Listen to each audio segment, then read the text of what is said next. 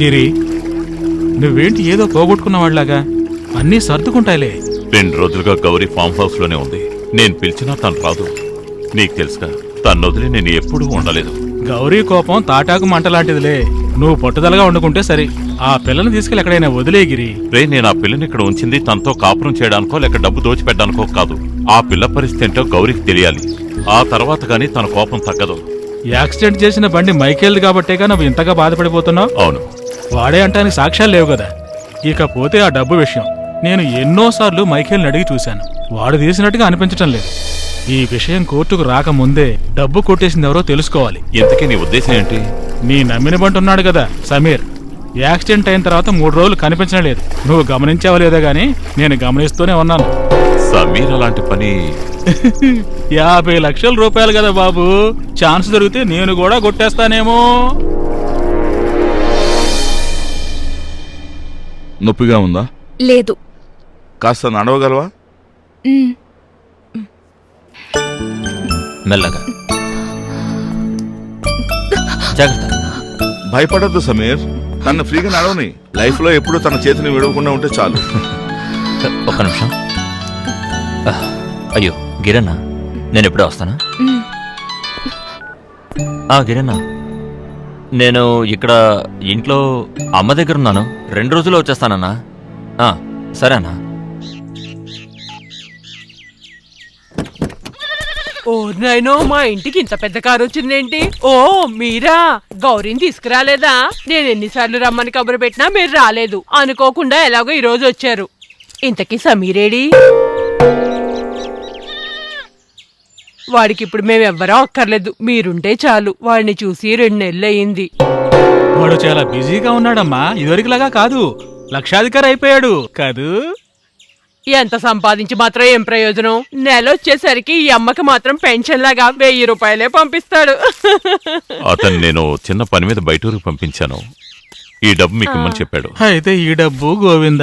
కూర్చోండి అయ్యా, టీ తీసుకొస్తాను. వద్దమ్మా, అర్జెంటుగా వెళ్ళాలి.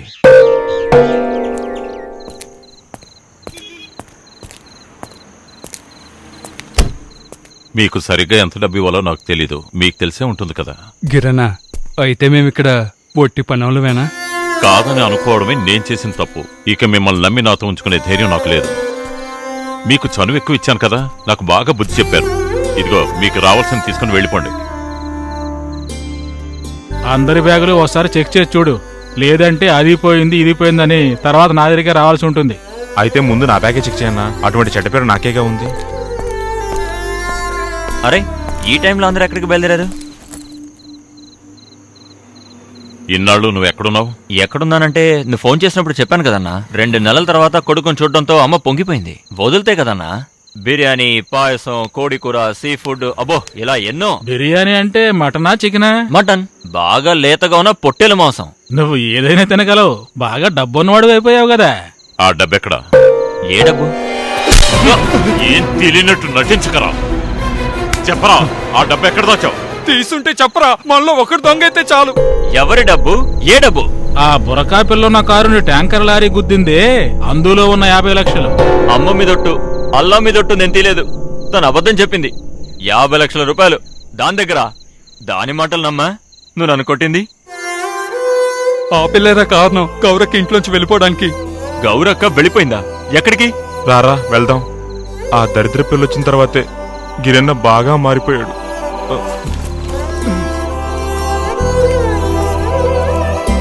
అన్నా నీకు నమ్మకం లేకపోతే నన్ను ఇంకా కొట్టు, కానీ చెయ్యని తప్పుని నేను ఎలా ఒప్పుకోను? సారీ అన్నా, నేను అబద్ధం చెప్పాను. అమ్మ దగ్గర కాదు నేను వెళ్ళింది.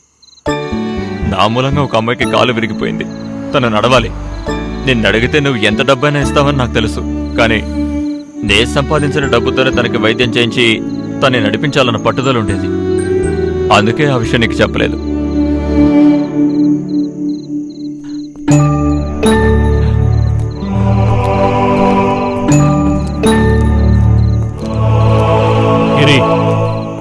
ఇటువంటి కేసుల్ని ఎంతో మంది దొంగల్ని నేను చూశాను.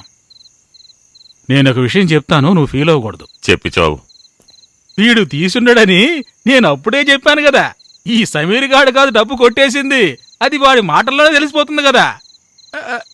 అయితే ఇంకెవరంటావు?